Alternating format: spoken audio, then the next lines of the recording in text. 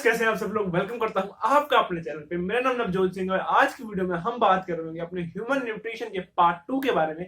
जो पार्ट 1 था उसमें हमने मैक्रो न्यूट्रिएंट्स के बारे में बात कर ली थी। मैक्रो न्यूट्रिएंट्स में कार्बोहाइड्रेट, प्रोटीन, लिपिड, वाटर और रफेज के बारे में हमने बात कर ली थी। आज की वीडियो में हम स्पेसिफिकली माइक्रो न्यूट्रिएंट्स यानी कि विटामिन और मिनरल्स के बारे में बात करते हैं।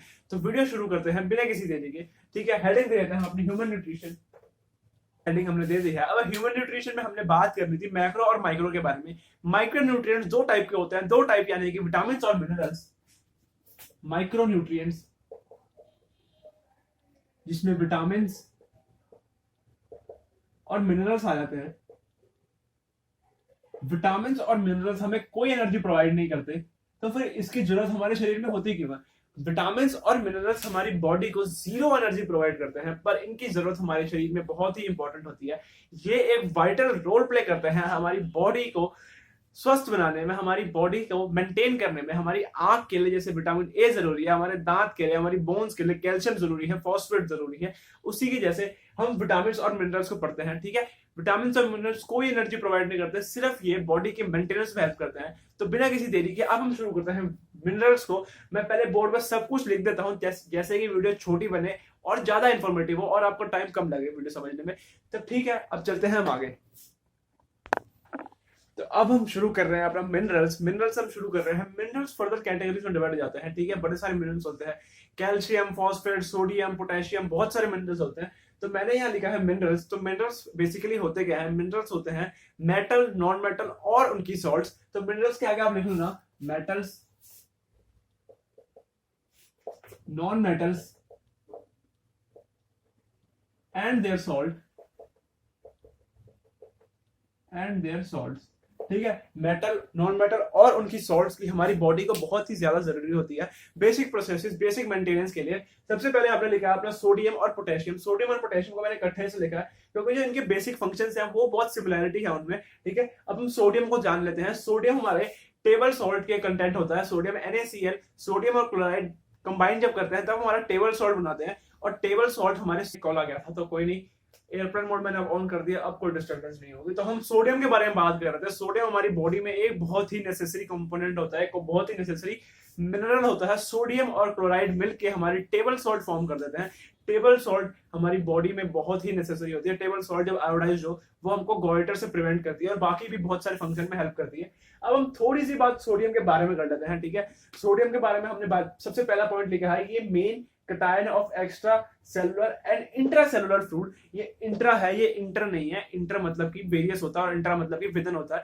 अगर आपके स्कूल में इंट्रा स्कूल कंपटीशन है तो आपके with in the school competition है। अगर इंटर स्कूल कंपटीशन है तो वेरियस स्कूल्स होंगे, उसमें कंपटीशन होगा। ठीक है, तो इंट्रा सेलुलर यानी कि अंदर ही अंदर और एक्स्ट्रा सेलुलर यानी कि बाहर वाला फ्लूइड, सेल का बाहर वाला फ्लूइड। और सोडियम के बारे में थोड़ी सी और बात मैंने यहाँ लिखी है। जो सोडियम होता है वो हमारे ग्लूकोज को अब्जॉर्व करने में हेल्प करता है। ग्लूकोज की बात हमने कार्बोहाइड्रेट्स में करी थी।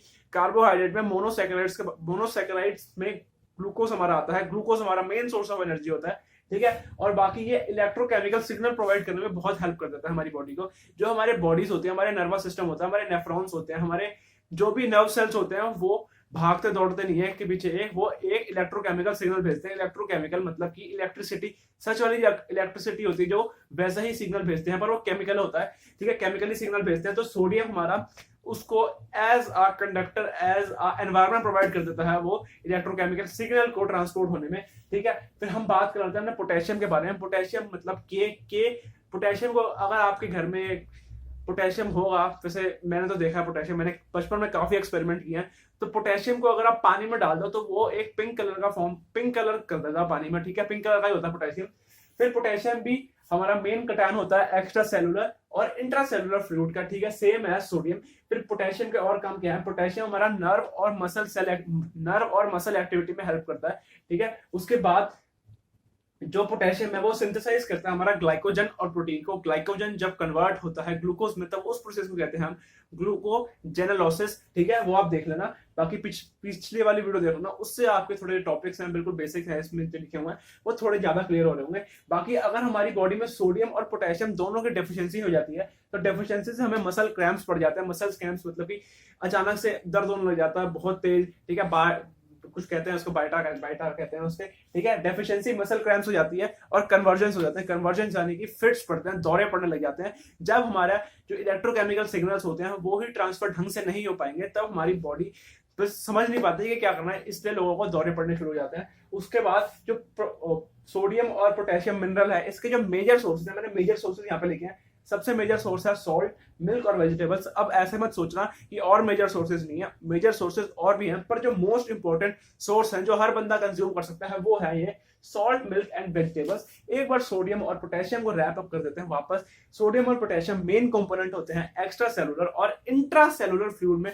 इंटर और इंट्रा में डिफरेंस मैंने आपको बता दिया है, इधर इंट्रा लिखा है वो आप देख लेना। उसके बाद सोडियम एब्जॉर्ब करता है ग्लूकोज। सोडियम का अगला फंक्शन है वो इलेक्ट्रोकेमिकल सिग्नल कन्वे करने में हेल्प करता है। उसके बाद पोटेशियम का फंक्शन आता है वो नर्व एंड मसल एक्टिविटी में हेल्प करता है। उसके बाद पोटेशियम हमारा सिंथेसाइज करता है ग्लूकोज, ग्लाइकोजन और प्रोटीन को। ग्लाइकोजन और ग्लूकोज में फर्क होता है। ग्लाइकोजन को जब ग्लूकोज में कन्वर्ट करते हैं तो उस प्रोसेस को हम कहते हैं ग्लाइकोजेनोलाइसिस, ठीक है। उसके बाद डेफिशिएंसी से पोटेशियम और सोडियम की डेफिशिएंसी से हमें मसल क्रैम्प्स, यानी कि हमारी बिल्कुल मसल अकड़ जाती है, हमारा पैर सीधा नहीं हो पाता, अचानक से दर्द होने लग जाता है, वो मसल क्रैम्प्स और फिट्स जिसे कन्वर्जन्स भी कहते हैं वो हो सकते हैं। और इनके जो मेजर सोर्सेस हैं वो हैं मिल्क, वेजिटेबल एंड सॉल्ट्स। तो इसी के साथ हमारा जो है ये सोडियम और पोटेशियम ये खत्म होते हैं। अब हम चलते हैं अगले नेक्स्ट इंपॉर्टेंट मिनरल पे, तब तक आप इसका नोट बनाओ।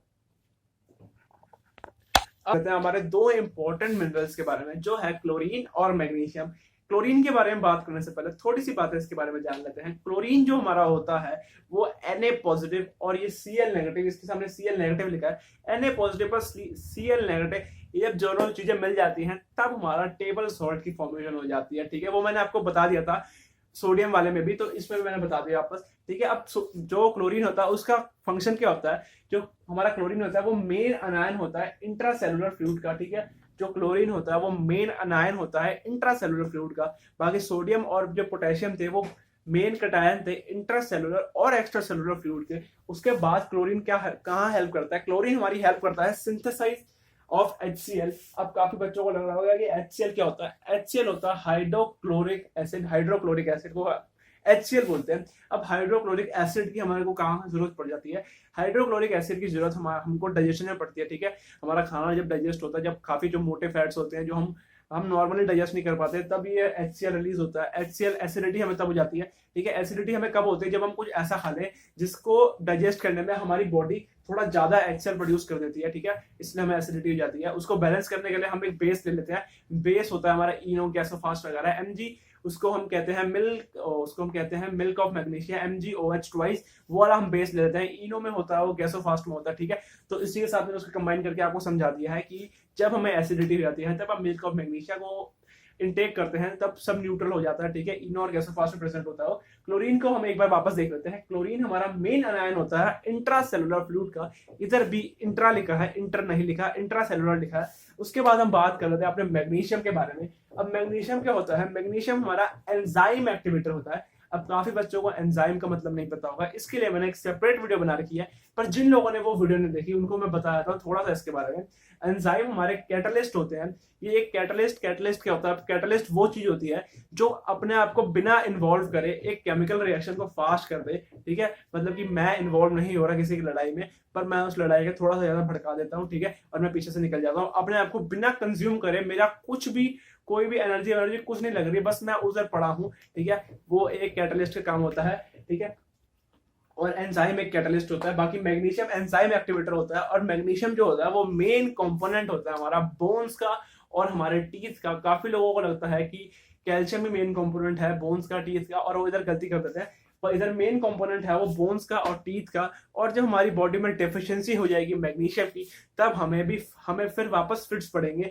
जैसे कि सोडियम और पोटेशियम की डेफिशिएंसी से हमें फिट्स पड़ते हैं, उसी के साथ मैग्नीशियम की डेफिशिएंसी से भी हमें फिट्स पड़ सकते हैं, ठीक है। एक बार मैग्नीशियम को रैप अप वापस कर देते हैं। मैग्नीशियम एंजाइम एक्टिवेटर होता है। मेन कंपोनेंट होता है ये हमारा बोन्स का और टीथ का। हमारी जो बोन्स होती हैं वो calcium plus magnesium plus phosphate से बनी होती हैं। उसके बाद इसकी बात करते हैं कि जब अगर हमारी बॉडी में इसकी डेफिशिएंसी हो गई तब हमको फिट्स पड़ेंगे, यानी कि कन्वर्जन होगी। तो ठीक है, हमने क्लोरीन और मैग्नीशियम को एक बार कर लिया है, आप इसका नोट बनाओ। उसके बाद हम चलते हैं अगले इंपॉर्टेंट मिनरल पर। अब हम बात कर लेते हैं हमारे इंपॉर्टेंट अगले मिनरल के बारे में जो कि है फ्लोरीन। फ्लोरीन को नंबर दे देते हैं 2 3 4 फोर्थ नंबर का है, ठीक है। फ्लोरीन के बारे में बात कर लेते हैं। फ्लोरीन कहाँ हेल्प करता है? फ्लोरीन हमारे टीथ में हेल्प करता है। जो हमारा टीथ होता है उस पर जो अपर लेयर होती है उसे हम एनामल कहते हैं, ठीक है। एनामल में हेल्प करता है, एनामल को स्ट्रॉन्गनेस और स्ट्रेंथ प्रोवाइड करने में हेल्प करता है, ठीक है। अब मैंने सबसे पहला पॉइंट क्या देखा फ्लोरीन का? फ्लोरीन का एफ हमने सिंबल लग दिया फ्लोरीन का। उसके बाद सबसे पहला पॉइंट है इसका एनामल मेंटेनेंस में, कि हमारी एनामल को मेंटेन करने में हेल्प करता है। उसके बाद ये टीथ की हार्डनेस में हेल्प करता है, कि टीथ को हार्डनेस प्रोवाइड करता है, और एनामल ही अगर मेंटेन होगा तो टीथ अपना भी हार्ड हो जाएगा। उसके बाद मैंने इक्वल्स टू लिखा प्रिवेंट टूथ डिके। अगर एनामल मेंटेन होगा, टीथ हार्ड होगा, तो ये इसका डायरेक्ट मतलब है कि वो हमारा टूथ डिके से हमें प्रिवेंट कर लेगा। उसके बाद हमारे जो टूथब्रश होते हैं ना, टूथपेस्ट होते हैं, जो टूथपेस्ट में फ्लोरीन पाया जाता है, ठीक है। फ्लोरीन अगर थोड़ा अमाउंट में हो तो वो हमारा एनामल मेंटेनेंस और हार्डनेस में हेल्प कर देगा, ठीक है। पर अगर फ्लोरीन हम एक्सेस में लेने, हम ज्यादा टूथ पेस्ट लगाने लग जाए तो उससे हमको एक बीमारी हो सकती है, जिसे कहते हैं फ्लोरोसिस। फ्लोरोसिस बीमारी नहीं, फ्लोरोसिस एक केमिकल प्रोसेस है जिससे हमारा जो इनेमल है वो डैमेज होना शुरू हो जाता है। डैमेज होना शुरू हो जाता है एक्स्ट्रा फ्लोरीन लेने से, ठीक है। इधर मैंने लिखा है excess fluorine damage to teeth, उसे हम कहते हैं फ्लोरोसिस। FLUROSIS, ये इंपॉर्टेंट है, इसका आप नोट बना लेना, इंपॉर्टेंट है। तो बाकी फ्लोरीन मेन सोर्स क्या है फ्लोरीन का? वो है H2O प्लस मिल्क। अब H2O में फ्लोरीन कैसे आ जाता है? जो हमारे वाटर होते हैं, जो मिनरलाइज्ड वाटर होते हैं, जो बिस्लरी की बोतल आती है उसमें काफी सारे मिनरल्स मिक्सड होते हैं, ठीक है। उसमें फ्लोरीन हमारा ऐड कर देता है। बाकी मिल्क में भी ये होता है, ठीक है। तभी कहता है कि मिल्क प्योर, दांत वांत और हड्डी वड्डी सब अच्छी हो जाती है उससे। एक बार फ्लोरीन को वापस रैप कर देते हैं। फ्लोरीन हमारा एनामल मेंटेनेंस में हेल्प करता है, हार्डनेस में हेल्प करता है, प्रिवेंट करता है टूथ डिके को। उसके बाद जब एक्सेस फ्लोरीन हम ले लेते हैं, उससे हमारा जो एनामल होता है वो डिके करना शुरू हो जाता है। उस केमिकल प्रोसेस को हम कहते हैं फ्लोरोसिस। फ्लोरोसिस की स्पेलिंग एक बार आप देख लेना। उसके बाद जो मेन सोर्स होते हैं फ्लोरीन के वो होते हैं H2O प्लस मिल्क। H2O मतलब पानी, और मिल्क यानी कि दूध, उसमें हमारा फ्लोरीन प्रेजेंट होता है, ठीक है। अब फ्लोरीन हमने नोट कर लिया। अब हम चलते हैं अगले इंपॉर्टेंट मिनरल पे है जो कि है कोबाल्ट। तब तक आप इसका नोट बनाओ। अब हम आ जाते हैं अपने इंपॉर्टेंट अगले मिनरल पे है जो कि है कोबाल्ट। कोबाल्ट में मैंने हमने लिखा हुआ है कोबाल्ट के बारे में थोड़ा बहुत मैंने यहाँ पे लिखा है कि कोबाल्ट विटामिन B12 में प्रेजेंट होता है। विटामिन B12 की बहुत इंपॉर्टेंस होती है, ठीक है। विटामिन B12 में प्रेजेंट होता है, पर अभी हम मिनरल्स करने हैं। तो कोबाल्ट जो होता है वो इन विटामिन B12 भी प्रेजेंट होता है, ठीक है। ताकि कोबाल्ट का जो मेन फंक्शन है वो करता है हमारी मेंटेनेंस ऑफ RBC यानी कि रेड ब्लड सेल की मेंटेनेंस में वो हेल्प करता है, ठीक है। जो कोबाल्ट होता है वो विटामिन B12 में प्रेजेंट होता है और मेंटेनेंस ऑफ RBC में हेल्प करता है। डिजीज उससे जो डिजीज होती है वो हो जाती है हमारी अनीमिया। अनीमिया एक स्पेसिफिक फॉर्म के जिसे हम कहते हैं पेरिशियस अनीमिया। पेरिशियस अनीमिया वो होता है जो नॉर्मल अनीमिया होता है, ठीक है। जो नॉर्मल अनीमिया हर लोगों को जाता है उसे पेरिशियस अनीमिया कहते हैं। अब इसी के साथ मैं आपको एक और चीज समझाना चाहूंगा कि अनीमिया 3 टाइप के होते हैं। इन तीनों पे ना क्वेश्चन पूछ लेते हैं कि कौन सा अनीमिया कौन सा है, उसके बारे में आपको बताना चाहूंगा। तो सबसे पहला हेडिंग लग गया अनीमिया। अनीमिया, अब जो पहला अनीमिया होता है उसे कहते हैं पेरिशियस अनीमिया। उसके बाद जो होता है उसे कहते हैं हम सिकल अनीमिया। उसके बाद जो होता है उसका होता है मैग्लो ब्लास्टिक अनीमिया। पेरिशियस अनीमिया नॉर्मल अनीमिया होता है, इसके बारे में क्वेश्चन कम पूछते हैं। जो मेन क्वेश्चन पूछ लेता है वो पूछता है हमारा सिकल अनीमिया और मैग्लो ब्लास्टिक अनीमिया के बारे में। अब सिकल जो वर्ड है वो अपने आप में बता रहा है कि सिकल क्या होता है। आप लोग काफी लोग जो गांव से होंगे या फिर किसी के खेत होंगे तो उन्होंने काम किया होगा। अब सिकल क्या होता है? सिकल ऐसा टेढ़ा सा एक टूल होता है, ठीक है। उससे खेत हमारी कटाई करते हैं, ठीक है, फसलों की कटाई करते हैं, ठीक है। तो सिकल की शेप कुछ ऐसी होती है, क्रिसेंट मून की तरह ऐसा कुछ हो जाता है, ठीक है, ऐसा कुछ हो जाता है। उसमें जो हमारा हीमोग्लोबिन होता है, रेड ब्लड सेल में हीमोग्लोबिन प्रेजेंट होता है, ठीक है। उससे जो हमारा हीमोग्लोबिन होता है वो हीमोग्लोबिन भी आधा साइज का हो जाता है और हमारा रेड ब्लड सेल भी आधा साइज का हो जाता है। देखो ऐसा हो जाएगा देखो सिकल शेप में, ठीक है। सिकल शेप की फॉर्मेशन हो जाती है। हमारा रेड ब्लड सेल जो हमारा हीमोग्लोबिन होता है वो भी ऐसा आधा में डिवाइड हो जाता है। अब आता है हमारा मैग्लोब्लास्टिक अनीमिया। मैग्लोब्लास्टिक अनीमिया क्या होता है? उसमें हमारा जो रेड ब्लड सेल है वो फूल के बड़ा हो जाता है और जो हमारा हीमोग्लोबिन होता है वो छोटा ही रह जाता है, ठीक है, ऐसा बड़ा हो जाता है। और जो नॉर्मल होता है वो इतना नॉर्मल ऐसा होता है। बाकी जो मैग्लोब्लास्टिक अनीमिया है उसमें हमारा ये बड़ा हो जाता है और बाकी नॉर्मल है। ये वाला नॉर्मल है, ये नॉर्मल आरबीसी है, बाकी ये मैग्लोब्लास्टिक आरबीसी है। अब इसकी रेड ब्लड सेल है उसका साइज अपने आप में ही इंक्रीज कर जाता है। सिकल एनीमिया में रेड ब्लड सेल का जो अमाउंट होता है, जो नंबर होते हैं वो इंक्रीज कर जाते हैं, ठीक है, और व्हाइट ब्लड सेल के नंबर डिक्रीज कर जाते हैं, तो उससे भी उनको काफी दिक्कत हो जाती है। मैग्लोब्लास्टिक एनीमिया से अगर साइज ही बढ़ जाएगा, एक स्पेसिफिक रूम है उसमें पतले पतले लोग कितने ही घुसा लो आप, पर अगर उसमें मोटे लोग 10 मोटे लोग भी घुस जाएंगे तो वो रूम लगेगा कि ये रूम फटने को हो गया, ठीक है। तो मैग्लोब्लास्टिक एनीमिया ये करता है, मैग्लोब्लास्टिक एनीमिया ज्यादा स्पेस और अपनी ऑक्यूपाई कर लेता है और काम में काफी थोड़ा ही करता है, ठीक है। तो मैग्लोब्लास्टिक एनीमिया हमारा यहाँ खत्म होता है। मैंने आपको एनीमिया के बारे में समझाया। एनीमिया 3 टाइप का होता है। एक पेरिशियस एनीमिया जो नॉर्मल एनीमिया हो जाता है, उसके बाद आता है सिकल एनीमिया, जब हमारी जो रेड ब्लड सेल है उसका जो शेप होता है वो सिकल जैसा हो जाता है। उसके बाद आता है हमारा मैग्लोब्लास्टिक एनीमिया, जिसमें हमारा रेड ब्लड सेल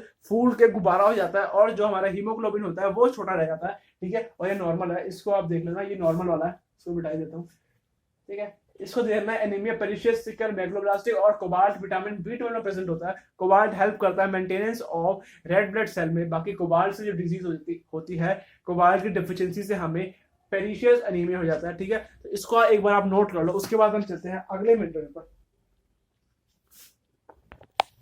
अब इसके बाद हमारा आता है कैल्शियम, जिसका आप सबको बेसब्री से इंतजार था कि कैल्शियम क्यों नहीं आ रहा है। अब कैल्शियम जो होता है, कैल्शियम कहाँ हेल्प करता है? कैल्शियम हमारा बोन्स और टीथ की फॉर्मेशन में हेल्प करता है। कंपोनेंट होता है वो बोन्स और टीथ का, ठीक है। बाकी कैल्शियम का उसके मैंने अगला पॉइंट लिखा, जो उसका अगला फंक्शन लिखा वो है ब्लड क्लॉटिंग। अब ब्लड क्लॉटिंग कैल्शियम नहीं कराता, ब्लड क्लॉटिंग हमारे प्लेटलेट्स कराते हैं। पर ब्लड क्लॉटिंग में एक रिक्वायरमेंट है, एक मतलब कि एक कंपोनेंट ही समझ लो कि ब्लड क्लॉटिंग में इंपॉर्टेंट रिक्वायरमेंट कैल्शियम की रहती है। अगर आप रिक्वायरमेंट लिख लेना कि ब्लड क्लॉटिंग में रिक्वायरमेंट है, मैच मत कर देना कि अगर आप ऐसा क्वेश्चन है कि blood clotting is cause due to, उसमें कैल्शियम अगर ऑप्शन है तो कैल्शियम ऑप्शन नहीं होगा उसका। कैल्शियम ऑप्शन तब होगा जब उधर पूछेगा रिक्वायरमेंट क्या है, जब हमको प्लेटलेट्स गिवन है। अगर प्लेटलेट्स भी ऑप्शन में है तो प्लेटलेट्स में आप करा देना कि ब्लड क्लॉटिंग हमारे प्लेटलेट्स कराते हैं, कैल्शियम नहीं कराता। कैल्शियम एक सिर्फ रिक्वायरमेंट है, कंपोनेंट है उसका। बाकी मसल कॉन्ट्रैक्शन में हमारा हेल्प करता है, ठीक है। मसल कॉन्ट्रैक्ट और कॉन्ट्रैक्शन और एक्सपेंशन में आपको पता होगा डिफरेंस क्या होता है। एक्सपेंशन मतलब फैलना और कॉन्ट्रैक्शन मतलब कि ऐसे छोटा बन जाना और कंप्रेस हो जाना। उसके बाद जो कैल्शियम की डेफिशिएंसी है उससे हमें हार्ट फेलियर भी हो सकता है, मतलब कि कार्डियक अरेस्ट पड़ सकता है हमें कैल्शियम की डेफिशिएंसी से। बाकी इसके मैंने डिजीज लिखी है। डिजीज अगर कैल्शियम डेफिशिएंट हो गया बच्चों में तो उससे जो बीमारी होती है उसे कहते हैं रिकेट्स। रिकेट्स में छोटे छोटे बच्चों को होती है, अडल्ट्स में जनरली नहीं देखी जाती है। जनरली क्या होती नहीं है अडल्ट्स को, अडल्ट्स में कुछ और होता है। जब पहले रिकेट्स बता रहा हूँ, रिकेट्स में बच्चों की हड्डियां वगैरह मुड़ जाती हैं, उसके बाद हड्डियों में दर्द वगैरह हो जाता है, हड्डियां अपने आप ही डिके करने शुरू कर जाती है, मुड़ जाती है बेसिकली हड्डियां, वो स्टैंड नहीं कर पाते अपने आप में। उसके बाद जो कैल्शियम की डेफिशिएंसी से अडल्ट में जो बीमारी होती है उसे कहते हैं ऑस्टियोप्रोसिस। अब ऑस्टियोप्रोसिस मैंने इसको पहले वीडियो में बताया था कि ऑस्टियोप्रोसिस को आप कैसे समझ सकते हैं। अगर आपके घर में कोई बड़े लोग हैं, काफी जिनकी एजेड लोग हैं, आपने देखा होगा कि वो ऑस्टियो कैल्शियम की गोलियां खाते हैं। ऑस्टियो कैल्शियम की गोलियां इसलिए खाते हैं ताकि वो ऑस्टियोप्रोसिस से बचे रहें, जो उनको कैल्शियम माइक्रोन्यूट्रिएंट्स उन्हें बाहर से नहीं मिल पा रहे, जो कैल्शियम उन्हें बाहर से नहीं मिल पा रहा, तो वो उसके लिए एक सप्लीमेंट की तरह अपनी ऑस्टियो कैल्शियम को यूज करते हैं ताकि उन्हें ऑस्टियोप्रोसिस ना हो। बोन्स को दूसरा नाम हमारा लिखना नाम है, बोन्स का दूसरा नाम है ऑस्टियो बोन्स का दूसरा नाम है, ये इंपॉर्टेंट है, लिख लेना। अगर कहीं भी पूछना है ऑस्टियो या फिर ऑस्टियो रिलेटेड कोई बीमारी तो आप समझ जाओगे कि ये बोन्स से रिलेटेड कोई बीमारी है। और बाकी इसका कैल्शियम बोन्स का दूसरा नाम होता है ऑस्टियो। कहीं अगर ऑस्टियो लिखा हो तो आप समझ जाना कि या तो वो बीमारी रिलेटेड है अपनी कैल्शियम डेफिशिएंसी से या फिर मैग्नीशियम को डेफिशिएंसी से, ठीक है। बाकी एक बार वापस रैप कर देते हैं कैल्शियम को। कैल्शियम हमारा मेन कंपोनेंट होता है बोन्स का और टीथ का, ठीक है। कैल्शियम मेन कंपोनेंट है बोन्स का और टीथ का। बाकी ब्लड क्लॉटिंग में रिक्वायरमेंट है इसकी, ऐसा इंपॉर्टेंट रोल प्ले नहीं करता पर रिक्वायरमेंट रहती है ब्लड क्लॉटिंग में उसकी। उसके बाद ये मसल कॉन्ट्रैक्शन में हेल्प करता है। उसके बाद ये हार्ट फेलियर में भी एक इंपॉर्टेंट रोल प्ले कर सकता है। अगर कैल्शियम कमी हो गई तो हार्ट फेलियर भी हो सकता है। उसके बाद अगर इसकी डेफिशिएंसी है बच्चों में तो उस बीमारी को कहते हैं रिकेट्स। अगर उसकी डेफिशिएंसी अडल्ट्स में है तो उस बीमारी को कहते हैं ऑस्टियोप्रोसिस। डेफिशिएंसी से क्वेश्चन अक्सर पूछ लेता है कि कौन सी बीमारी किस मिनरल या विटामिन की डेफिशिएंसी से होते हैं, तो इसको आप देख लेना, इंपॉर्टेंट है। उसके बाद हम चलते हैं अगले मिनरल पे अपना, तब तक आप इसको नोट करो। अब हम आते हैं अपने इंपॉर्टेंट अगले मिनरल पर जो कि है फास्फोरस। फास्फोरस भी हमारी हेल्प करता है, वो टीथ और बोन फॉर्मेशन में हेल्प करता है, ठीक है। बहुत सारे मिनरल्स आप देख रहे हो जो टीथ और बोन्स में हेल्प कर रहे हैं, जो उसमें से हमारा कैल्शियम हो गया, फास्फोरस अब आ गया है। उसके बाद मैग्नीशियम के बारे में हमने बात कर ली, ठीक है। टीथ और बोन की फॉर्मेशन में हेल्प करता है, मेजर अच्छा कंपोनेंट होता है, मेन कंपोनेंट होता है टीथ और बोन की फॉर्मेशन में, ठीक है। और जो फास्फोरस होता है वो मेजर कंपोनेंट होता है न्यूक्लिक एसिड का, ठीक है। न्यूक्लिक एसिड का मेन कंपोनेंट 2 होते हैं, मेन कंपोनेंट उसके फास्फोरस और प्रोटीन होते हैं, ठीक है। मैंने लिखा है the major part of nucleic acid phosphorus plus protein. उसके बाद मैंने डेफिशिएंसी लिखी है। अगर इसकी डेफिशिएंसी हो जाए हमारी बॉडी में तो उससे क्या होगा, अगर हमारी बॉडी में अच्छे अमाउंट में फॉस्फोरस नहीं जा रहा तो हमारी ग्रोथ रुक जाएगी, ठीक है। तो then मैंने लिखा है ग्रोथ विल रिड्यूस, और उसके बाद मैंने लिखा है मेटाबॉलिज्म, मेटाबॉलिक प्रॉब्लम्स हो जाएंगे हमको, ठीक है। हमारा मेटाबॉलिज्म स्लो हो जाएगा। बाकी हमारा मेटाबॉलिज्म कुछ भी हो सकता है मेटाबॉलिज्म से। मेटाबॉलिज्म जिनको नहीं पता, मेटाबॉलिज्म वो होता है हमारे खाना पचाने की शक्ति और हमारे खाना को शरीर में लगाने की शक्ति, उसके मेटाबॉलिज्म कहते हैं। बाकी इससे जो बीमारी होगी उसे कहते हैं हम रिकेट्स। रिकेट्स छोटे बच्चों को होती है, जनरली छोटे बच्चों में देखी जाती है, ठीक है। रिकेट्स इसकी बीमारी हो जाएगी। फॉस्फोरस को एक बार रैप करते हैं। फॉस्फोरस बोन्स ब्लड टीथ में की फॉर्मेशन में हेल्प करता है।